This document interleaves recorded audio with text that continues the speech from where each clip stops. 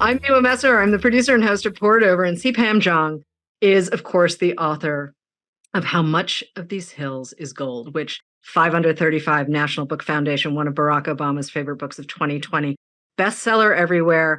Also, a really important reimagining of the American West, which is, of course, why I love this book and this author so much.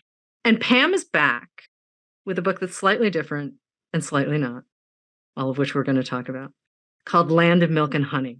And I'm so happy to see you. I'm so excited to have this conversation with you. Thank you, Miwa. I'm so happy to be here. So, Land of Milk and Honey, we're on a mountaintop in Europe. There's been an environmental catastrophe, which is feeling a little too real after the summer of wildfires across North America. So, you start writing this when? I mean, is this a pandemic? Did you start writing this during pandemic? Yeah, unfortunately, it was a pandemic novel. Started Okay. writing it in the beginning of 2021. And now that you've described it so beautifully, I'm realizing that there was a little bit of an escapist element to it too, right? It was a time when we couldn't travel. It was a time when I was just thinking about all the experiences that we were no longer allowed to have. And so that sort of became the seed of this book that is about a world that is maybe half a step away from ours, in which people are suffering this food shortage due to a fog that comes down over the sky. And it really illuminates these questions of privilege and pleasure and what kind of joy we can look forward to in the human experience as things continue to get worse. I have to say, I really love our narrator, our nameless chef, who you describe her as 29, a hungry ghost adrift. And I was just like, okay, I'm in. I'm completely in. She's left California. She's left Los Angeles, in fact.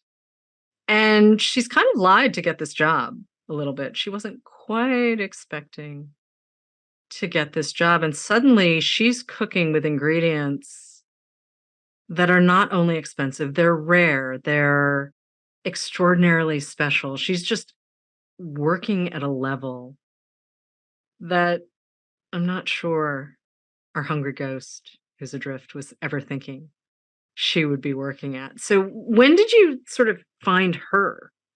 Wow, that's such a great question. I think that she came out of this first individual and then sort of collective hunger that I was Right. realizing in myself and my communities. You know, if you think back to the pandemic, it was a time when there were so many big issues in the world to deal with, important ones, and it made sort of human desires feel frivolous and small, right? It was like we Yep. should be out there helping with spreading the word about COVID vaccines. We should be out there trying to contribute to GoFundMe for people who are really, really struggling. And a lot of us were pushing aside our extremely natural impulses to have a little joy in our lives, to have a little bit of delight. I do think it was a time when many of us became ghosts of ourselves. We were sort of projecting forward the person that we thought we needed to be to survive this crisis and putting aside like the wholeness of who we were. Food and sex and grief. I sort of knew exactly whose world I was in, right? As we're here. And yeah, it is a very different book, obviously, from your debut, How Much of These Hills is Gold. But there's a mythology running through the new novel, right? There's this mythology, the land of, I mean, let's start with the title, Land of Milk and Honey, right? Let's think about all of the metaphors for food and the American dream and the bounty. And, I grew up hearing stories of like how deep the cod ran in the harbor where my parents' house was. And you could walk out with a bucket and suddenly you'd have all the. And then, of course, we overfished everything. Same with lobster, same with any kind of seafood in that neck of the woods, right? And that's sort of been part of our mythology, right? And one of the things I turn to you for when I'm reading your work is this idea that the mythology is really, well, a lot of it's made up and a lot of it is just, I don't want to say ridiculous, but it's missing big beats, right? And a lot of the beats are people of color in our experience, or, people whose experience is outside of what a majority might consider average, right? But this book, right? I'm not sure everyone's going to see the connection with the mythology, right? I love that you bring that up, and I love that Hmm. you use the word mythology specifically when Right. it's interesting because I believe Land of Milk and Honey is a phrase that it has biblical origins, It right? does. And Oh, yes, so it does. in my first novel and in this book, I sort of came to have this broader interpretation of the word mythology, which comes to include things like national myths, like economic myths, some of which during the pandemic were outed as, fantasies, and sort of like biblical myths, because America is also a nation sort of built on these puritanical ideals. And the narrator starts out in London because she's sort of been exiled from entering America due to this catastrophic climate disaster. And so it's interesting the way in which she is able to engage perhaps more acutely with these American mythologies of plenty and generosity from afar, from the place of somebody who is not allowed back in. And so I do think that you're right in that some of those things carry over from my first novel, even though the settings feel very different. They're people who are grappling with their faith, a national identity, and a national mythology, and in sort of stepping beyond that, sort of this like global mythology, I think, of humanity as a species that is ascendant and improving. One of the things I love too when I'm reading your work is the way you use language, right? And in this book too, like we're not seeing brand names, we're not seeing necessarily national markers, right? Like we have a vague idea of where we are, and we're definitely in the mountains, but I don't ever feel like I'm adrift when I'm reading something you've written. I know sort of where I am in space and time. And yet you write really tight now. I mean, this is what, 230 something? I mean, this is tight. And I just want to talk about the development of your style because it's definitely like I can see it from the stories even, which Yay. I don't know if those are going to be collected at any point, but I'm kind of hoping they are. They will be if I ever have 10 I like enough at the same time. Okay. All right. Fair enough. But I want to talk about language and how you're playing with it and how you use it to manipulate time, but also keep your reader grounded because those are two really separate things that you do at the same time really And well.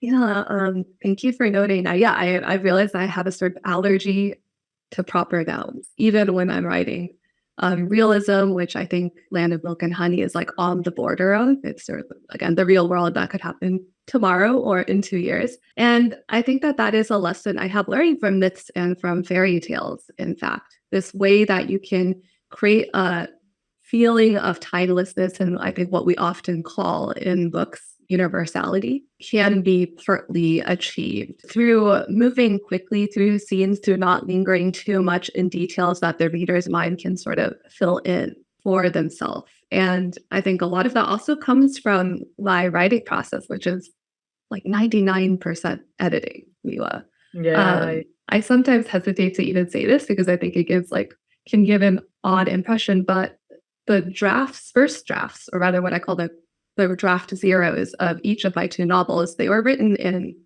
4, 5, 6 weeks. Just Okay. something set down on paper so it's there. And what happens is for each novel, have gone through at least 15, 20 rounds of complete manuscript edits. And so often what I'm doing during the editing process is looking for concision. I'm trying to sharpen everything. I'm trying to reduce things to their most essential form. I think that it's a lesson I take from reading poetry, certainly from reading myths and fairy tales, and from reading some of our great stylists who have this urgency in their prose that feels like they are only telling you what is most essential. Who do you put on that list? Well, I will say that for this particular book, a key novel was The Lover by Marguerite Duras. Yeah, yeah. Yeah, she just that is an even slimmer book. I don't even know Yeah. if it reaches 100 pages, right? It's somewhere around it is half the size easily Yeah. of your book Yeah. without a doubt. And she kind of like bowls you over with language and with emotion, and you sort of trust that you're going to get the information you need and that everything else is just chaff in the wind. When I was writing Land of Milk and Honey, The Lover was actually a book I returned to less and less for its themes and its concerns, and more for the rhythm of its prose. So oftentimes for that first draft, I would start a writing day by listening to a recording of a certain passage of The Lover. Oh, okay. You know, our chef is restless, right? There's a little bit of Ba, the spirit of Ba from these hills. I felt like, and there's this restlessness, right? This, I don't know how to get settled. I know what I'm looking for. Maybe a little less so with our chef, because she too is caught up in a little bit of grief.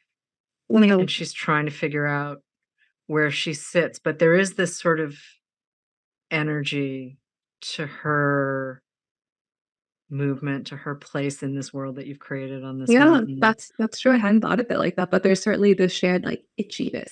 Yeah. And I think that itchiness comes from feeling that the national mythology, the American dream, whatever you want to call it, doesn't like fit right. There's something off about that. You write about isolation in the extreme here, but isolation isn't anything that's, shall we say, unfamiliar to anyone who's read your work before, right? Like, how do we belong? Where do we belong? How do we fit? Do we want to play by the rules that are established? And our chef is working with a slightly weird set of circumstances and sort of mysterious benefactor who's a little bit of a pain. Definitely knows what he wants, but a little bit of a pain. And she doesn't know how much she wants to go along with what's happening. I mean, there's a moment in the book that really sort of hit me. She's lost her sense of taste and she's lost her appetite, which I would imagine for a chef is like, you know, a writer who can't write or read, or a bookseller who can't read, right? Like, that's a piece of you that's missing. And I was just like, ooh. Yeah. How much of this novel, though, is you structuring the action, right? Or how much of it is just her being who she is? I mean, I realize if you're saying 99% of what happens structurally happens in the edit. But not actually. The main beats of the novel are all there in the first draft. I think in that first draft, often what doesn't make sense is the language. What doesn't make sense is the logic. There's grammatical errors aplenty. But the sort of emotional arc of the character that will play that feeling of urgency is what I'm putting down the page. So I do think that every character I write has to create its own life. But I did know pretty early on that this was going to be an emotional arc moving from sort of a vacuous feeling about one's own personality and place in the world, that hungry ghost feeling, and moving towards, I suppose, like embodiment, which sits alongside, but it's not the same as what we sometimes call empowerment. That arc did come to me in part because of my own experiences in the pandemic of feeling so disconnected, and then realizing that so much of what I needed to be grounded in the world was to be a physical person with other people, to be in community and have these experiences. You give our chef a very strange community, which I'm going to dance around a little bit because I do want readers to be sort of knocked off balance a little. It's an off-kilter experience. It is, you know, who are these people and what do they want? But I would imagine for you, there is, especially when you're trying to figure out sort of what pleasure and joy mean in the context of a terrible situation, right? That there had to have been a little bit of fun and play for you as you're creating this world. I mean, and a lot. Yeah, so a lot much is fun. happening here.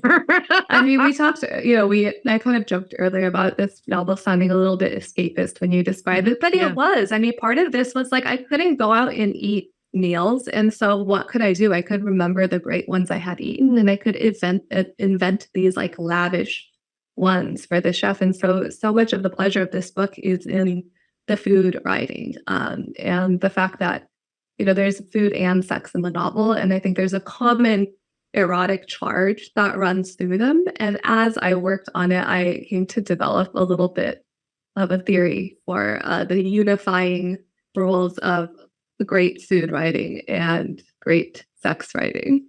And that is?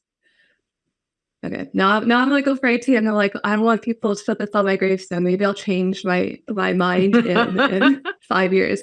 But I do think the secret is restraint. I Yeah, I think would agree with it's that. leaving space for ambiguity. The goal, writing a good food scene or a good sex scene is not to perfectly describe every detail of that particular encounter, but to provide enough that the reader starts thinking back to their best meals, their great sensual experiences, and they fill in the gaps. And that's what provides all the sort of emotional complexity. The emotional complexity, but it also keeps you grounded in the story.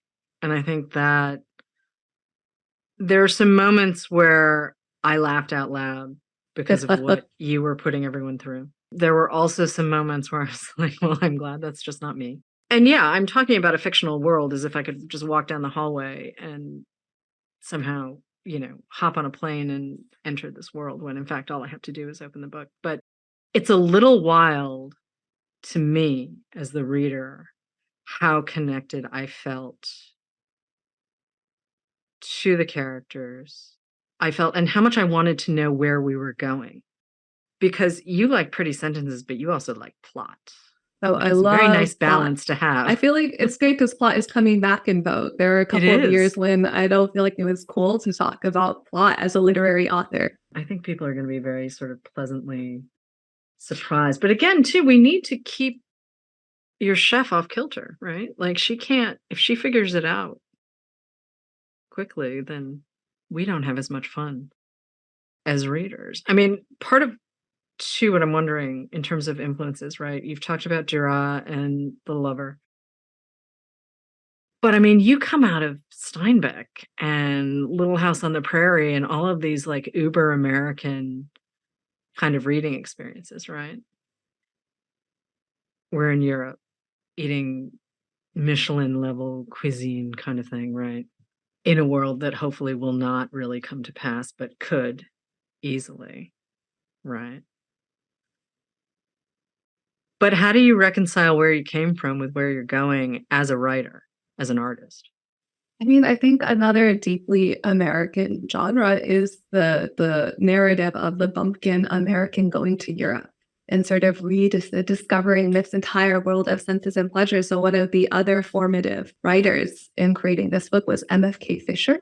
Yeah. She was, I think, the one of the greatest American food writers. She wrote these and now that I would say she wrote these beautiful transportive stories about moving to France, becoming a critic, but also leaves so much space for ambiguity. Her prose is lush, but also very, very tight. And that's another, it's sort of an American narrative that I was interested in puncturing a little bit too, because one of the themes or one of the questions in this book is, why do we put this kind of European, French-inflected, Michelin-starred fine dining on a pedestal? Does it deserve to be there, right? And it's something that the narrator, who has a Chinese and Korean American background, grapples with. Yeah, this Eurocentrist kind of view of the world, right? And if you look at the evolution of food culture in America, and yeah, Fisher, I was hoping you were going to say that Fisher was like How to Cook a Wolf, actually still kind of holds up. Great. And then, there's also Elizabeth David, who's a Brit, but MFK Fisher's great nephew, Luke Barr, wrote a book about her, and Julia Child and James Beard, and it's called Provence 1970. And he basically argues this is when American restaurant culture, sort of as we know it, American food as we know it, with that French inflection, was invented one summer in Julia Child's house in Provence. And it's kind of a trip to read because food is such a signifier, right? For so many people, like it's kind of the ultimate, are you in the know? Can you get a table somewhere? Da, da, da, da. Like I spent a lot of time in Los Angeles, and you can find a really great restaurant in a strip mall. And, the part of me that grew up on the East Coast is like, what? what? Strip mall? Great food. And no, I've had some seriously amazing meals in like, you know, locations that are perfectly normal Yeah. for LA. But the idea that food is such a thing that can be, I don't know, subject to trends and whims and like the things that are sort of out of style and are very hard to find now versus 10 years ago and whatnot. So, you as a food writer, though, okay, let's step away And from the fiction for a second.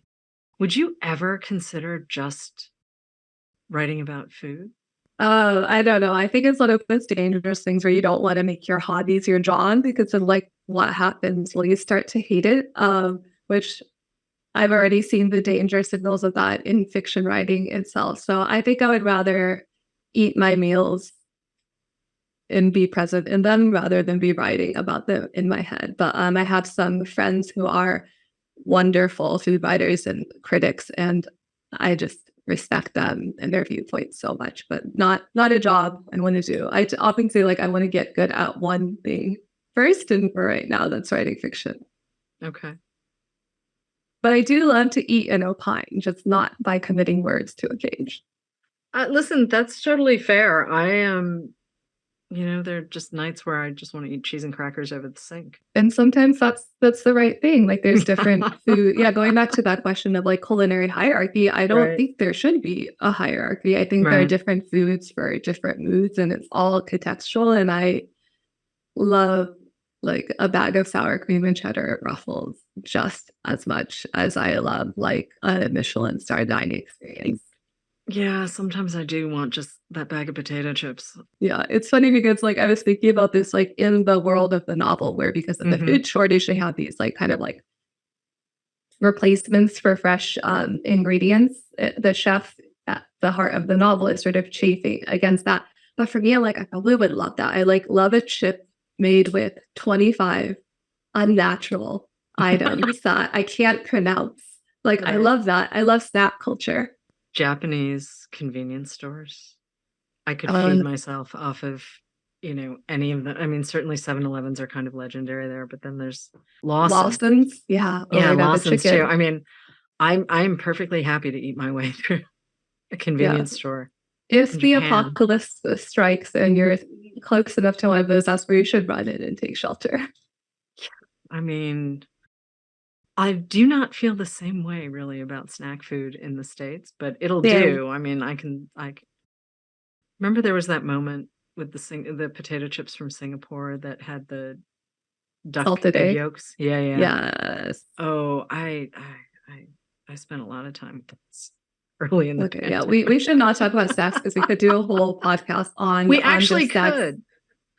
We actually could, but it is, I mean, food is sort of one of those ultimate high-low signifiers, right? The way Dang. writing is seen as a high-low kind of thing. Like either you are elevated to a level that makes it maybe not as much fun to read.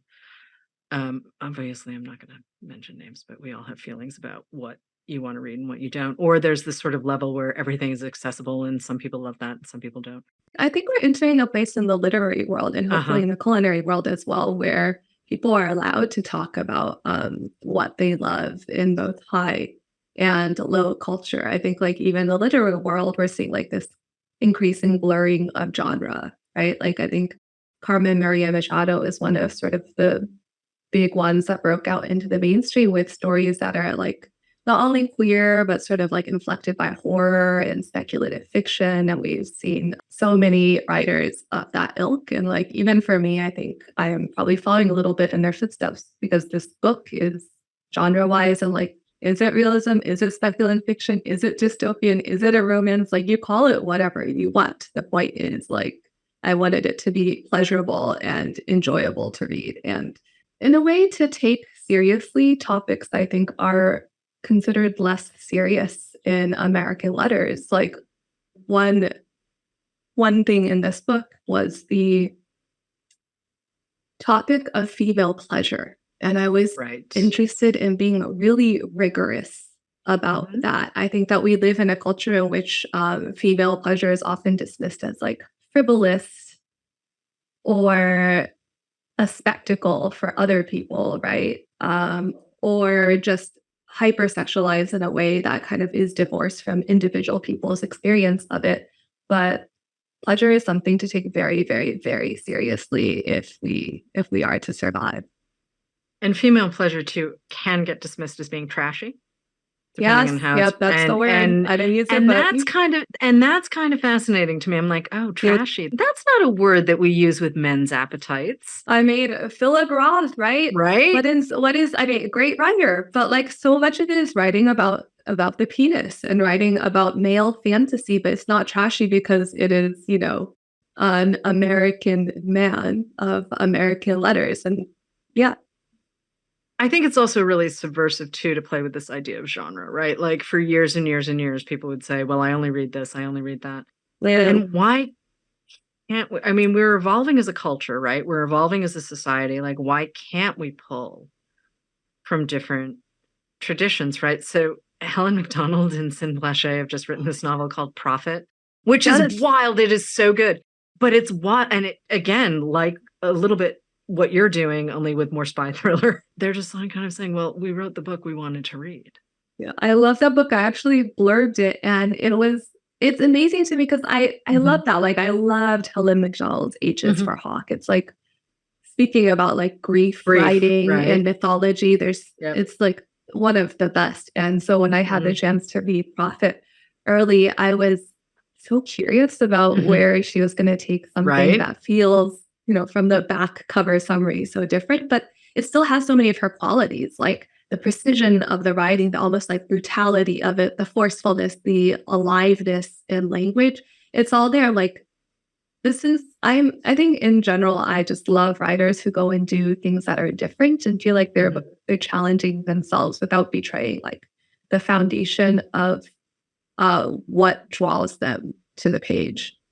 I mean, I see the spine that connects these hills and Land of Milk and Honey quite clearly. I do think you do a lot with the idea of a Western, but Thea Obrecht did a similar thing in Inland, right? I mean, she's got her sort of dreamy, well, fever dream kind of Western, right? And it's the idea that you can take these sort of, do we want to call it, do we call it a trope? I guess we call it a I trope. mean, it's a trope, but it's Yeah, funny all because right. it's like what gets called a trope Okay. and what gets called like a classic. Yeah, right. All So it's a coded, trope. right? Yeah. Yeah. But the idea that you can blow it up, right? Blow up the Mhm. mythology kind of at the root, as it were. I mean, I would argue, and I'm going to argue, that writing a dystopian novel is its own kind of mythology, right? Because we've sort of created this,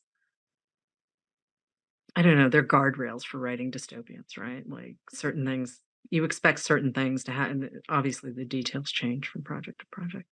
But it is a mythology, right? Yeah. And you're blowing it up here too. So what's next? What do you blow up next? Oh, I don't know. I was at the Coleman Center at the New York Public Library this past year, and I entered actually without, I feel like I'm not allowed to say this, without a project. The one I had applied with, I had finished. And so I really had this beautiful experience of being in this gorgeous research facility with all these librarians helping me, and just the ability to read almost like a child, just read whatever strikes your interest off the shelves, follow whatever story really holds you. And so I ended up reading a lot about the life of Yves Saint Laurent. Oh, Interestingly enough, very curious person, a very, very odd and talented and divisive person. Some of the things he said yeah. would really not fly today. I mean, anyways, but now I think like the next project is going to be very different in shape and topic. It feels like structurally it's much more expansive than my previous novels. I don't even know structurally where it's going to go yet. But yeah, very different. I think that most of all, I don't want to stagnate as a writer. I want to keep like jumping to new things. The minute you said Yves Saint Laurent, my first thought was, oh, femininity. Now she's really going for the jugular on femininity, which is, Right. something that pops throughout Land of Milk and Honey too, in a couple of different ways. I mean, that's something obviously that runs through Hills as well. Again. And I love the idea of you sort of saying, okay, so all of these things you thought, they're kind of garbage. Let's reevaluate. But so if I can make a plea for maybe someday revisiting Yves Saint Laurent, Yeah. I'm Yeah. just I think. I'm passing a post-it note, just saying that idea could be Thank you. really fun. That Yeah. idea could be really fun. Do you miss this world though? I mean, you spent a lot of time on this mountaintop with these people in this situation, and it is that kind of compressed, claustrophobic, I don't want to say anxious, but there's a level of tension that hopefully not a lot of folks see on a daily basis. But Yeah, but it's pleasurable. It is also like a beautiful, happens over a little less than a year. And the majority of it in the spring and the summer and the early fall, there is this like gorgeous, nostalgic summer romance that is sort of at the heart of it. And I do think I miss that a little bit. And in fact, I would say like part of the emotional force of the novel comes from the fact that it's technically told in a framed narrative, right? It's the narrator looking back on this year in her life on the mountain from many decades in the future. I was really interested in writing this kind of love story that, like The Lover, continues to exert an almost gravitational pull on the people involved, such that you can't help but think back on this time in your life without feeling all the feelings that poured over you when you were living in it. And there's like a way in which it becomes resistant to kind of judgment, right? I think we all have those romances in our life when, yeah, like technically if we broke it down, like, oh, that was that was not the right person, there are all these problems, whatever, but some part of you is still like, but it was wonderful. It was also wonderful. You also do it without nostalgia. And, nostalgia is something that's really easily weaponized for a lot of people. Just gonna say that's exactly what Prophet does. Yeah, right. Which is an idea I love. I mean, I love the concept, but it is like in real life, nostalgia can be used as a cudgel. It really can. And you somehow have been able to frame Land of Milk and Honey in a way that doesn't make us nostalgic for any of it, but also doesn't turn us away. And that's a high wire act. That is, and again, is that something that comes out of the editing and the language? Or are you thinking about that as you're writing? Are you thinking about how do I keep someone in this world? Or are you just writing the thing you really want to read? I think the first draft, I'm just writing the thing I really want to read. And so perhaps what you're latching onto is I think that as a writer, as a reader, as a person in the world, I'm just increasingly drawn to complexity, right? The nostalgia, apart from its other issues, is often really vapid. It just sort of ends the conversation. It's like, that was great. I wish we were back there. Well, there's no further conversation that happens then. And I think we increasingly live in a world in which we have to hold a lot of competing thoughts and values and sort of modes of living in our minds at the same time. And so I was interested in creating this like psychological portrait of a narrator who was doing that, who was able to partially inhabit many different emotions and judgments, or not judgments, many emotions and experiences, and not perhaps judge any of them fully. And I think it's something that I'm drawn to a lot in great works of fiction that I read, in movies that I watch. I want that complexity. I want that space where the reader is allowed to draw their own conclusions. Yeah, nuance is hard sometimes for people. I'm always kind of fascinated when I see comments from readers where they're saying, well, I didn't like the characters, I didn't like the ending, I didn't. Yeah. They're very specific about what they're looking for in a reading experience. And I want messy, I want gray areas, I want people whose behavior I can't predict. And I do feel that way when I get in one of your books where I'm just like, okay, I'm just going to see where this goes. The sentences are beautiful. I don't have any preconceived notions really. And I read Land of Milk and Honey absolutely cold. Oh I mean, yeah. I Well, was that's the working off only of a way for to bound, read. yeah, I was working off a bound manuscript. I knew it was you, and that's literally what I knew. It's like, okay, let's see what Well, happens. And thank in a you. way, I kind of prefer to read that blindly and not Yeah. have flap copy and not have lots of reviews from people who may or may not have skin in the game. Yeah, absolutely. And I think that maybe speaks to both of our desire to read across genre, right? Because like what can flap copy, what can a summary ever do? It can only sort of like try to indicate genre, but like so much of what happens in a book, so much of what we respond to is something that's sort of indefinable in a plot summary. I left a galley for a different book on someone's desk recently, and I just stuck a Post-it note on it that just said very, very special. Oh, love that. And I Just bet you that person just picked up that galley right away. That's what they needed. pretty much. But yeah, there are times where it's just, here's the thing. Don't read the bits around the thing. Just pick up the thing and start with sentence one. And I mean, that's why I read, right? Like I read to have my world blown up. I read to have new ideas put in front of me. I don't necessarily read to have my own ideas reinforced. I want to be surprised. I want serendipity. I want discovery. I just want to have my mind blown. Yeah, absolutely. I love surprise. I love Yeah. surprise. I love that moment. Well, I love surprise. I love that moment where you're like, what the hell just happened? And I also love that moment, speaking of reader reactions, when you're like, I hate this character so much, actually, right? Like to me, I'm actually very easy about it. I know there are a lot of writers who are deeply like hurt when a reader misunderstands something about a character or a situation. I'm always just like, that's so fascinating. Tell me more. Why did you think that? What happened there? Right. I think that like I don't have a real message in any of my books. My baseline desire is just to move someone. Yeah. If they have an emotional reaction, and it can be strong, like revulsion, even. But if they have a strong emotional reaction, like I accomplished what I set out to do. Did you surprise yourself, speaking of surprise, with Land of Milk and Honey at all?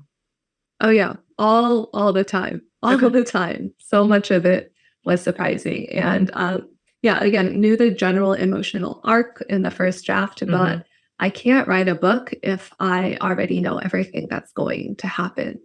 It sort of becomes lifeless to me the moment I try to plot everything out.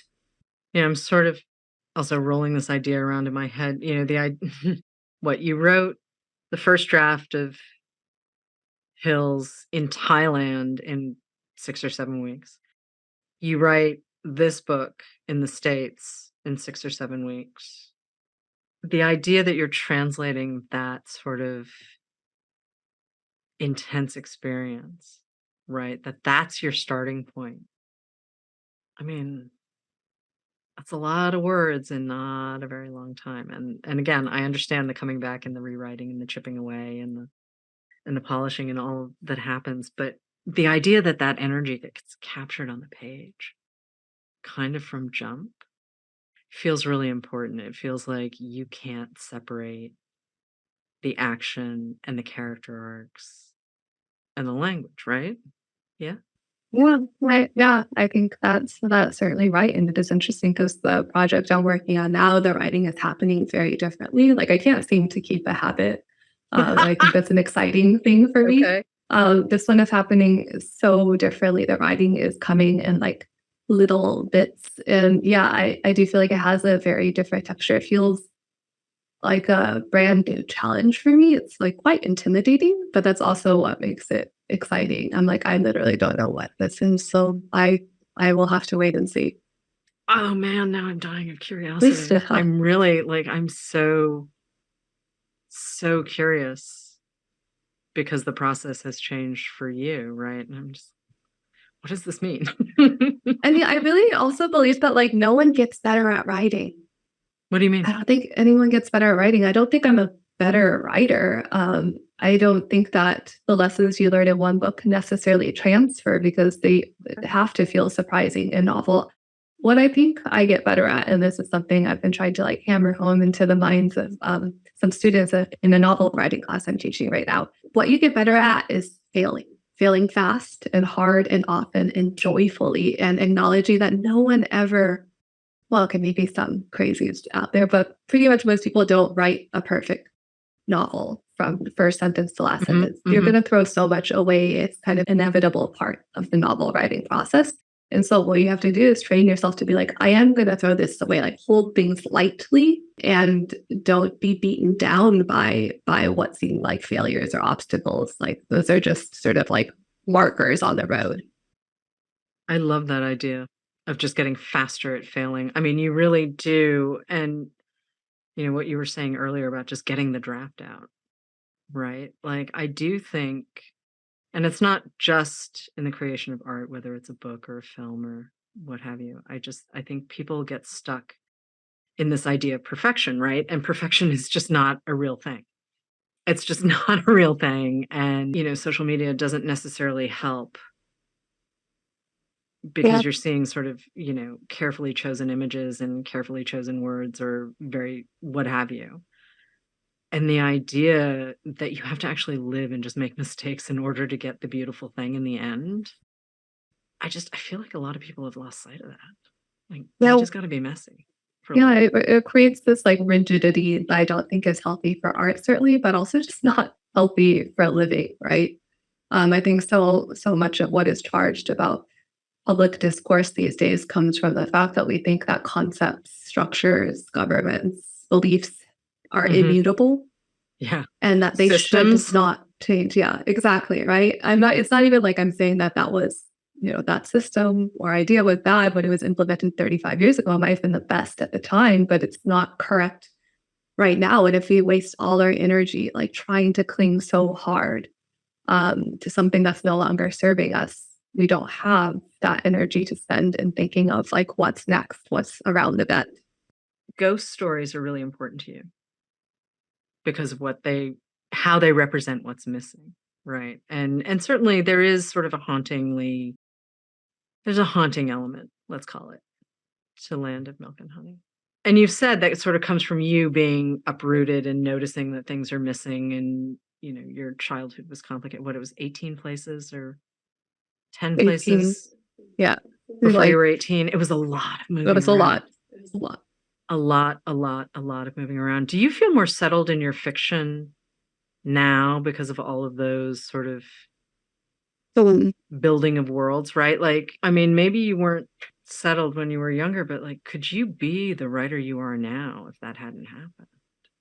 no, definitely not. I think that there's something really powerful to being a new person in a space that you don't understand. When you don't understand the rules of a culture, when you don't understand the rules of a new school or a new city, you arrive with this kind of freshness that allows you to ask questions that people who have been living with those rules for their entire lives are perhaps unable to see.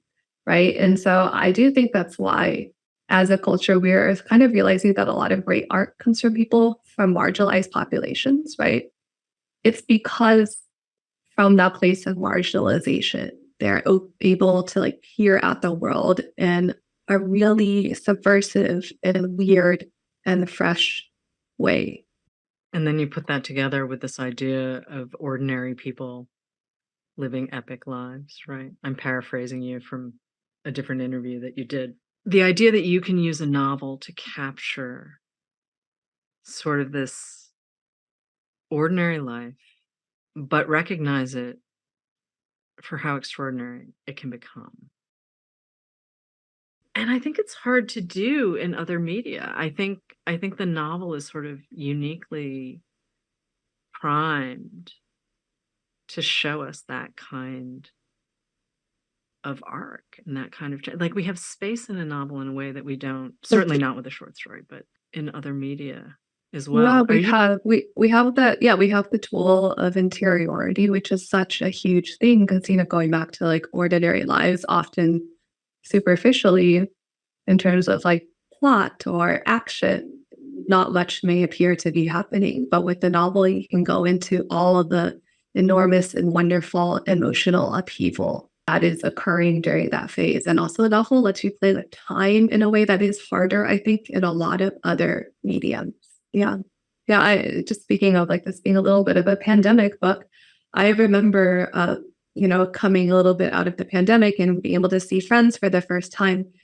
Every single encounter I had with a friend, I feel like I just had to lie down in bed with for 3 days because that's like every single person is a swirling universe of emotions and hopes and dreams I had forgotten what it felt like to just crash into that. I think our chef has forgotten too. Yeah, I think she carries a lot of that. In your 200, I just checked the galley, it's 232 pages, and yeah, it's less than a year, but you cover so much ground, and it's just fun to read. It's really fun to read this book. It was so much fun to write, which is not something I could say about my first novel, however proud I am of it. It was not fun to write, but this one, it was really about transmitting the like pleasure and some of the pain. Like sometimes, that exquisite angst of being a human body on Earth onto the page. Okay, but don't you have to have both? I mean, you need the context, right? You need the good and the bad, the joyful and the grief stricken. We need both things. You can't have, like, we can't live in a vacuum, right? Like, we don't, you need sort of the thing to be in stark relief against something else, because sometimes we miss. Okay, so here, classic thought experiment. You don't have to answer, but just putting it out there for all the listeners. So if you could put emotions on a spectrum from, say, 1 to 10, where 1 is like the most devastating thing you could possibly imagine, and 10 is like the best moment of your life. 1 to 10, and then you can control the range of the spectrum, but it has to, circle around 5. So it's like, will you choose 4 to 6 because you'll always be safe? Will you do 2 to 9? Will you do all the way? Will you like pull the sliders all the way out and do 1 to 10? And it's a fun thought exercise. I think too, it might also depend on how many snacks I've had and how much sleep I've had. All right, you know what? We could keep going. We could probably keep going for like a week, and then we will end up in spoiler territory. So we're not going to do that.